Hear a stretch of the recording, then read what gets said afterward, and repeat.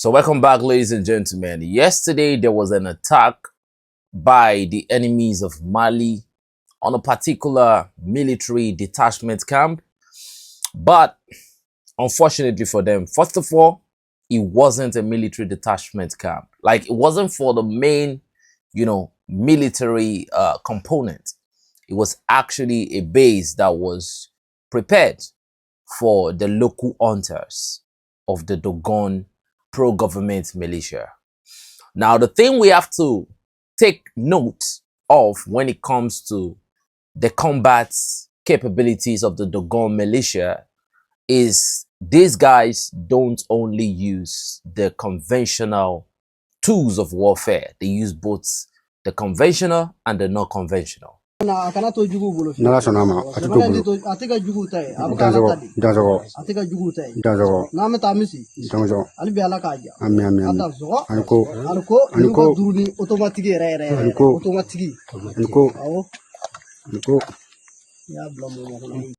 when I'm talking about the non-conventional, they use the African spies to whatever they do. Now, the beautiful side of using the African spies is when it comes to your marksmanship, when you taint your marksmanship ability with the African spies, your shooting accuracy goes to 99. I've seen this before. I've seen a guy who actually lays this wrist with some African spies, you know what I mean?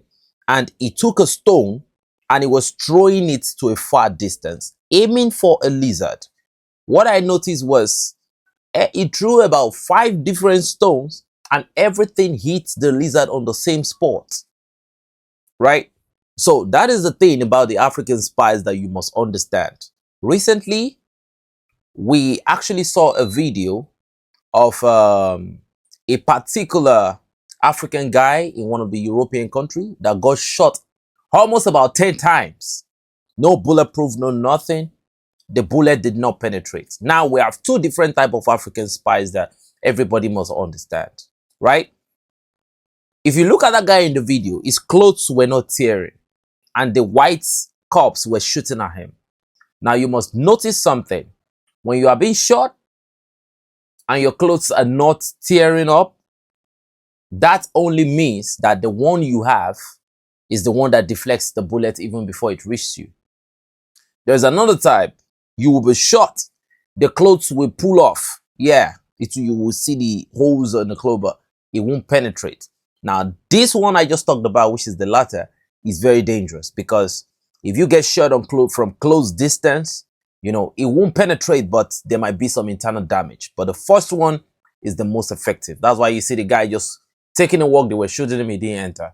So these are the things you will have with the Dogon pro-government, militia. Because now the pro-government Dogon militias are actually, hunters, and not just hunters. The hunters that use some, traditional voodoo to back up their proficiency. And from their hunting marksmanship, they have some, type of local traditional skill that is age-long, which really helps them in their effectiveness on the line of contact. Ladies and gentlemen, the enemies of Mali actually used a particular drone that has the capabilities of dropping missiles on the location it's supposed to. So immediately the Dogon forces actually spotted this drone. They shot it down with just 2 bullets. Yes, to be specific, 2 bullets. Boom, boom, it went down. Now, according to the information we heard, there were some other offensive suicide drones that were, deployed in their location. These ones were shot and they crashed. Now, they crashed completely because, they will have the missiles, should I call it missile or warhead? They will have it strapped around the drone. So, those ones completely blew, they blew off. So there is no souvenir to show, but this particular one, they actually shot it down. It has this compartment. So the warhead that was attached to it, the explosive, actually, fell on one side and the drone fell on the other side, and they were able to recover the drone, which you can see in the video. Now, apart from that, they have done this before. This is not the first time they are doing this.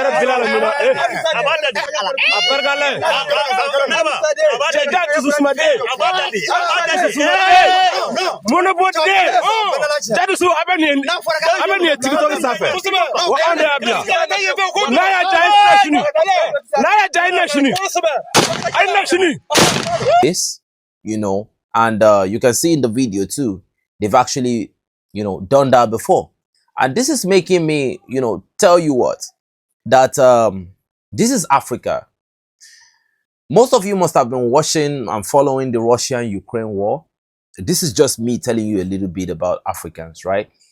You might have been watching the Russia-Ukraine war, and you will notice with the level of military expertise, you know, skill, finance, training, everything they have. But one thing you can't deny is how scared they become when the drone is approaching them.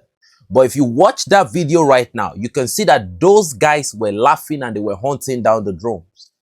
That is African culture. Let me tell you why the drone would not really work. The drone will look like as if secondary school kids are, primary school kids are doing short break or long break, you know, play around on the playground. Because in Africa, birds that are flying, hunters hunted down with catapults, a wooded material strapped with a sling, with a stone. So to sling it down. Like people are, there was a time when I was growing up, this was what we did from morning to like night. No job, nothing. We woke up with our sling, go into the bush, we sling anything to the point where we start slinging people. We found it as fun. So bringing drone to Africa, now you now give the same people that grew up with that type of background, you now give them guns to hunt down drones. It will be fun all day. Like you can see in the face of those hunters, they were laughing. They were happy hunting down those drones. So I mean, you can do more. They will make a mess of the drone warfare. I can promise you that. Now that aside, right? That's another failure on the side of the enemies of Mali. And it will continue, it will be a complete disgrace if they continue to fund the drone warfare. It won't work. Now let's move forward, right? There was an attack on a Burkina military position. Now I won't call it an attack because it was totally a failure. Now, I was talking about some things the other time and a lot of people were like, oh, I should not drop this, I should not drop that. Now, the video is on public domain and I just want to show you, right? Now, I want to give a lot of credit to the Burkina Armed Forces here because their defense shape was formidable. It was impregnable. From this video you are about to see, because I'm ready to just sacrifice this video, but you can kindly help us in the super thanks. Any type of because this video will be flagged definitely, but I just want to show you something in the video, right? So the enemies were shooting. Now if I tell stories sometimes and I don't present evidences, please try to understand, because these are the reasons why I don't present evidences sometimes, okay? But I'm gonna present this evidence right here because this is just like, I just want to, yeah, let's just talk about it. So the terrorists actually came in a very large number, and you know, their target was this military position. Now, one funny thing is that they started shooting at the defense of the military position. If you notice, there were like the defenses of the Binabi fortress. I call it a fortress, right? It was a ground fortress because I can't believe that there was any bullet that penetrated that fortress. When they dug the trench that was dug in this position was so big that the JNIM could not cross. Now, if you try to cross, there were military, you know, personnel that were in strategic position. That was, they would immediately extinguish any, you know, tacticals. Any technical component that jump into the trench is so deep that to get out of the trench is one thing, and after getting out of the trench, the person is going to be in the face of the military, you know, firing, you know, line. So what the JNIM did was they continued to circle around the camp looking for a way in. They could not enter the camp. Now the funny thing is, even me myself, I did not know how the military personnel, how they have access into this camp. Me myself, I don't know. So the JNIM could not enter the camp. They shot and shot and shot, but the military had what I call effective shots. According to the information we had, the JNIM had multiple casualties in this exchange without the military recording none, right? So by the time one of the JNIM, enemy personnel went down inside the trench, one of them tried to pick him up. He got shot. That's how they started running, and they started shouting Allahu Akbar.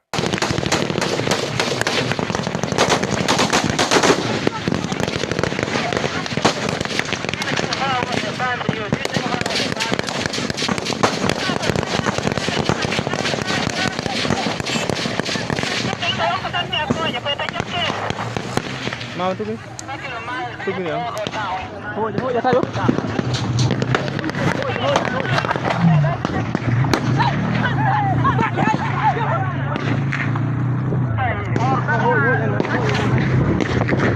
Hai dong, saling mat.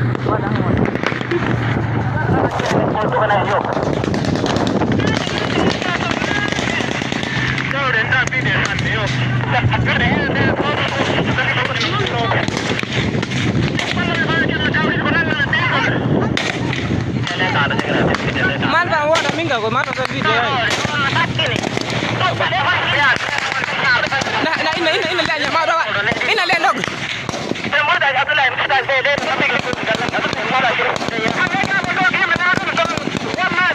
Ah, duduk ni, duduk.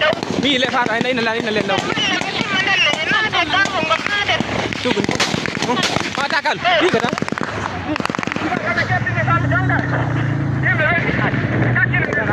Padang, lewat. Bon nak kami belum tanan. Tanah itu lepas. Mana fal lagi lihat saya.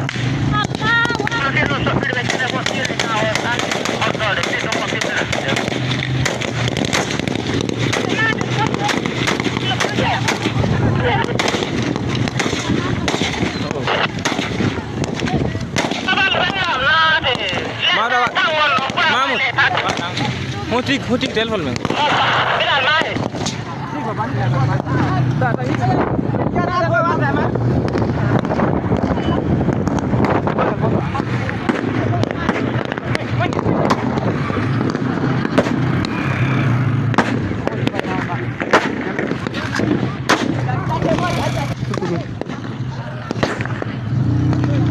Oh, iya, dah.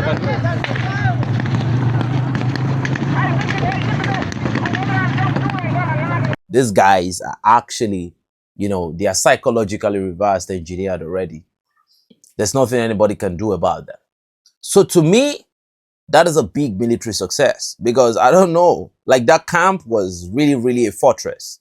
And that was a failed attempt on every side. But ladies and gentlemen, they ambushed, they lost soldiers, they ran. That is what we're talking about. A lot of people will say that, and this actually happened in an highly contested region in the northern Burkina Faso. So these are the places where the military are beginning to set boots on the ground, but they've not been able to, clear up the whole place. Now, the problem with the JNIM is that, I repeat, there is a plan. And when that plan is ready to be, executed, we will never hear about this syndicate or organization. We'll never hear it again. Backed by the West or left alone by the West, they are going to be annihilated. And that time is very, very close. How close? I can't tell. That will depend on when the Burkinabis want it to happen. But ladies and gentlemen, right now, what they are still doing is strategically, they are demilitarizing the enemy, And when you are demilitarizing an enemy, it's not a sprint, it's a marathon. And marathon has a lot to do with endurance. You take 1, you take 2, you take 5, you take 10. Gradually, you take 50, you take 100. We've seen this course before. So gradually, it starts getting into a war of endurance, a war of ruggedity. How tough are you mentally? How tough are you? How prepared are you? Now, one thing we must understand is that so far so good, the quality of the JNIM militias have dropped. Back in 2020, 2019, 2021, what we noticed was they were fighting with men who had good combat skill. But right now, what we have kids. That means the quality of the radicalists has dropped. So now that the quality of the extremists are dropped, what they are doing now is recruiting poverty-stricken, African ignorant kids, bringing them into the game. And we know where some of these are coming from, right? Some from Libya, some from northern Nigeria, some from Mauritania, some from Algeria. We know where they're coming from, right? Some even coming right from Chad, right? But at the end of the day, they're demilitarizing them. And, the fastest way to end this is if every country wake up and they effectively start fighting terrorism. If they start fighting terrorism, the endurance and the toughness, the elasticity of the terrorist organization will be tested in a very bad way, because they will be stretched all over the place. And, when they are getting fired from all over the place, they will break down and the organization will eventually be crushed. But until that time, the Sahel is protecting a lot of. Ladies and gentlemen, you can kindly drop your opinion in the comment section below. It's your boy 7200 signing out, enough said. But before I go, this is just one of those content where I feel like, okay, let me just bring this to my people. Let's talk about this. It was a disgraceful attempt from the terrorists, and it actually ended up in a big embarrassment for them. But we'll continue to bring you this news. Don't let anybody make a propaganda out of nothing and try to convince you that something happened, nothing happened at the end of the day. I'll see you on the next video. This is just another one. Respect.